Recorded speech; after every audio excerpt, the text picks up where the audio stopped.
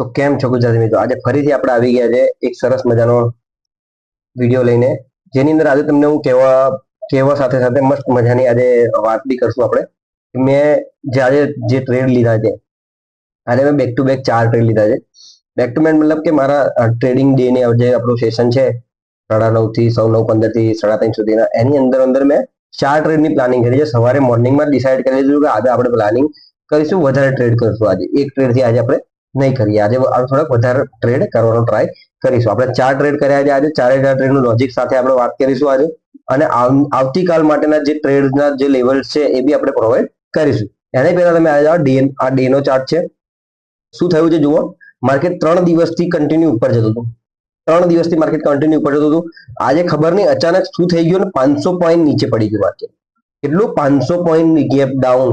એટલે વિચારવા જેવી વસ્તુ છે યાર, કે માર્કેટ શું કરવા માંગી રહી છે મને તો સમજ નથી પડી. અત્યારે તમે અહીંથી જુઓ તો એક 500 પોઈન્ટની આસપાસનું એક એ આપ્યું છે કે 500 પોઈન્ટ યાર, એટલે શું કીધું મને સમજ નથી પડતી. ઇન્ડિયન માર્કેટ શું કરવા માંગી રહી છે? પહેલા તો ગેપ અપ ગેપ ડાઉન તમે જુઓ કેટલા બધા. અહીં આગળ બી ગેપ ડાઉન, પછી પાછું ગેપ અપ, પાછું ગેપ ડાઉન, પાછું ગેપ ડાઉન, આ 3 ઉપર, પછી આ પાછું એક મોટી ગેપ.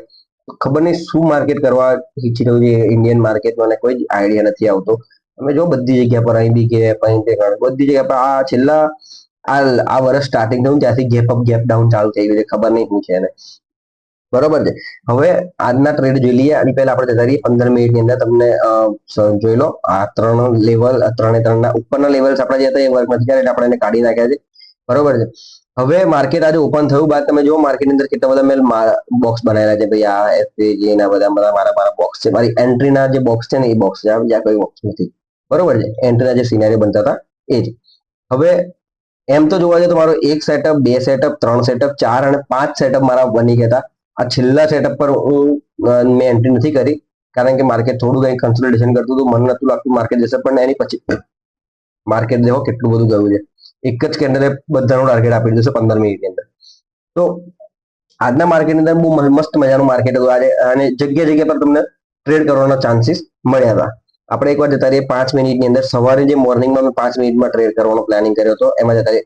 દેખો ચેનલ પર નવા હોય તો સબસ્ક્રાઇબ જરૂર કરી લેજો. વિડીયો સારો લાગે અને શીખવા મજા આવતી હોય કે જે પણ હોય તો પણ તમને મને કમેન્ટની અંદર જણાવજો, અને વિડીયોને લાઈક પણ કરી દેજો. તમારા ફ્રેન્ડ મિત્ર સાથે શેર પણ કરજો કે ભાઈ ગુજરાતી અંદર શીખવું હોય ટ્રેડિંગ તો ચેનલને સબસ્ક્રાઇબ કરી લેજો, તમારા ફ્રેન્ડને શેર કરી દેજો. ઓકે, ચલો આજનો પહેલો ટ્રેડ જે આપણો હતો મોર્નિંગનો, તમે જો 5-5 મિનિટની બે કેન્ડલ, 1, 2, 3, 4 અને 5 આટલી કેન્ડલ બન્યા બાદ આપણે એક અહીંયા આગળ માર્ક કર્યું હતું એફઈજી. દેખો તમે એફઈજી, આ એક આપણે એફઈજી માર્ક કર્યો હતો, આ એક ઓર્ડર બ્લોક માર્ક કર્યો હતો. બરોબર છે.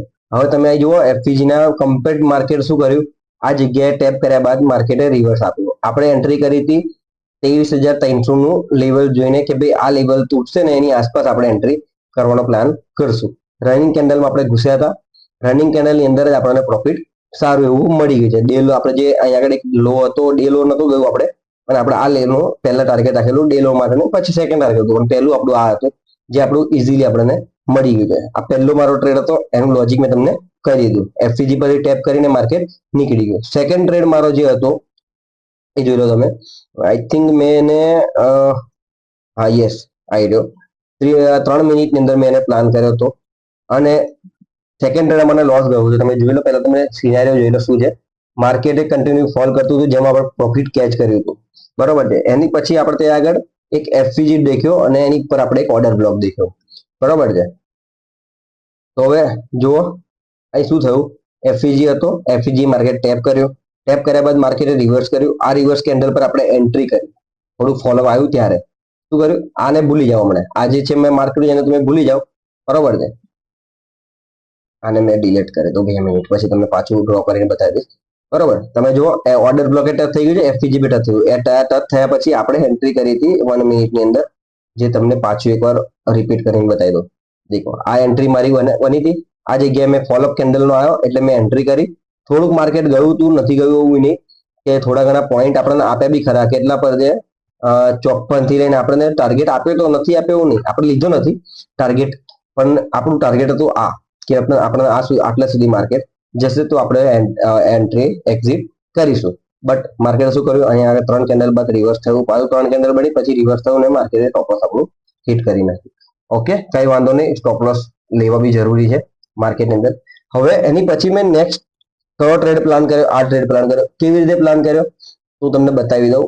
આજે મારો ટ્રેડ, આજે મેં આગળ માર્ક કર્યું હતું 1 મિનિટની અંદર, આજે મારો એફસીજી મેં માર્ક કર્યો હતો અને એ જ એફસીજી પર માર્કેટ આવ્યું. બરોબર છે.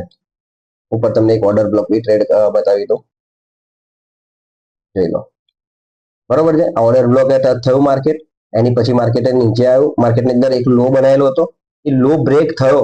આ લો હતો જે માર્કેટ ટેપ કર્યા બાદ લો બનાવ્યો, બાદ પાછું ઉપર ગયું તો આપણે લો નું આપણે લાઈન માર્ક કરી રાખી હતી. સરસ મજાનું એને બ્રેકડાઉન આપ્યું. બ્રેકડાઉન આપ્યા બાદ આપણે એની પર એન્ટ્રી કરી 10 પોઈન્ટનો એસએલ રાખી અને સરસ મજાનું આપણે ડે લો સુધીનું ટાર્ગેટ આપણે કન્સિડર કરીને ચાલ્યા હતા. તમે જોઈ લો, એકવાર બતાવી દો તમને.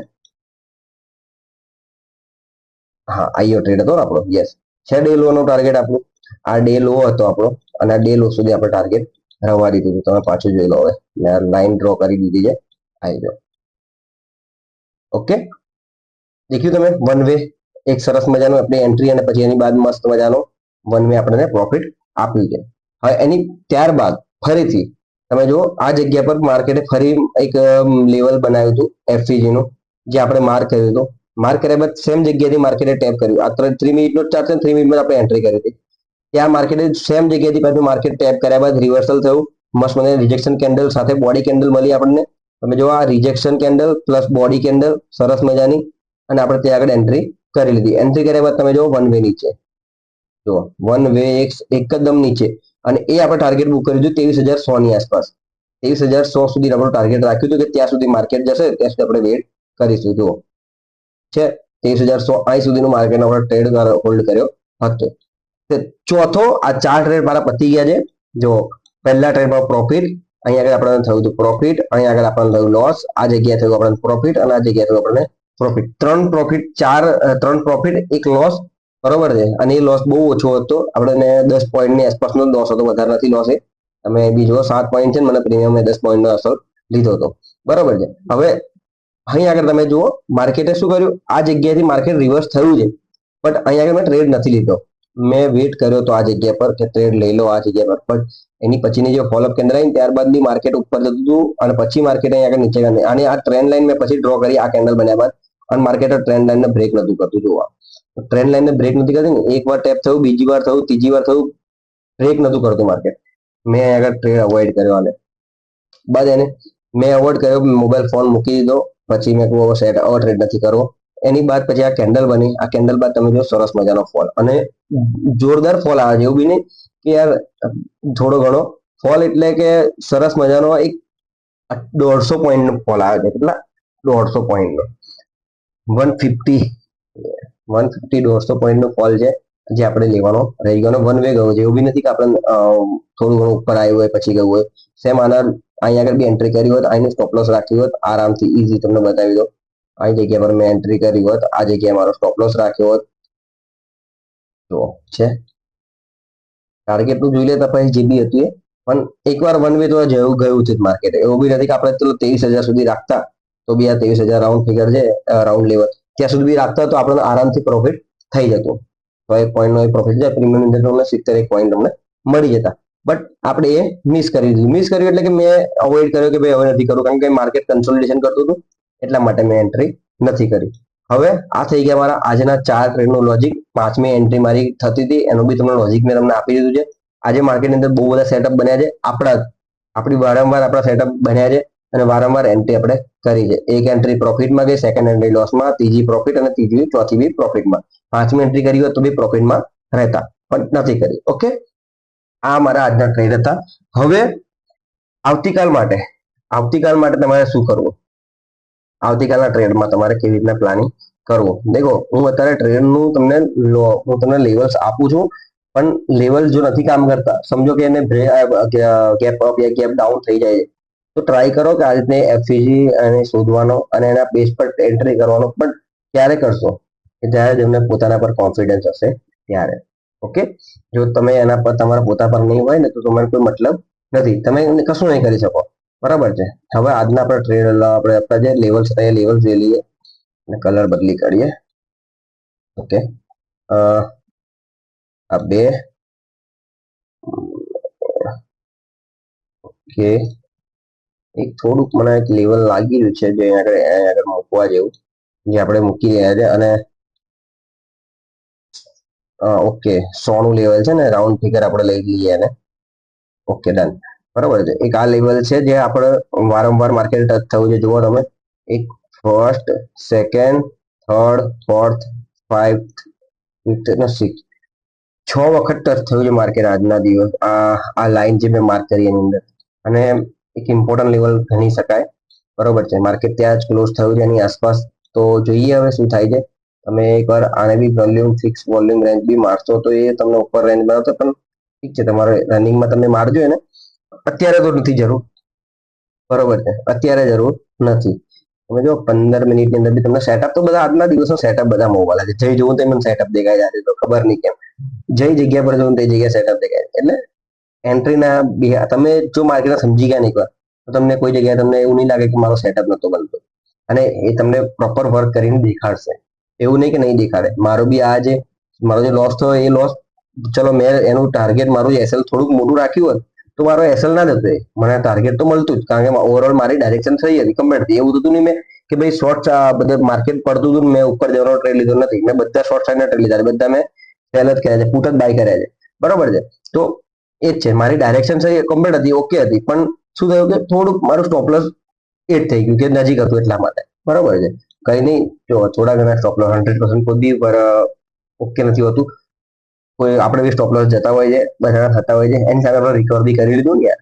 પહેલા ટ્રેડમાં પ્રોફિટ કર્યું એનું તો મેં થોડું ઘણું જ આપ્યું, સમજો ને. જે પ્રોફિટ કર્યું મેં થોડું ઘણું ત્યાં આગળ આપ્યું છે. એની બાદ પછી મેં બીજા બે પ્રોફિટ કર્યા છે. તો એ મને લોસ મને કઈ અડવાનો જ નથી. પણ એક આ વાત છે કે 100% કમ્પ્લીટ કોઈ હોતું નથી. બરોબર છે. હવે તમારા આવતીકાલ માટેના લેવલ્સ તમને બતાવી દીધા મેં. 23,377, 23,100 અને 22,930. 3 લેવલ છે. અને માર્કેટની અંદર કાલે શું સિનારીઓ બને છે, માર્કેટ કેવી રીતે ઓપન થાય છે, એની પછી તમે આગળનું પ્લાનિંગ કરજો. બરોબર છે. ચેનલ પર નવા છે, સબસ્ક્રાઇબ જરૂર કરી લેજો. વિડીયો ગમે હોય તો લાઈક કરી દેજો. કમેન્ટમાં જણાવો તમે આજે પ્રોફિટ કર્યું, લોસ કર્યું, યાર નથી ટ્રેડ કર્યા, કશું જે પણ હોય કમેન્ટ અંદર જણાવજો આજે. અને તમારે કંઈક નવું શીખવું હોય એ બી મને જણાવજો. ઓકે, તો ચલો મળીએ બીજા એક વિડીયો. ત્યાં સુધી લર્નિંગ પર ફોકસ કરો. જય માતા.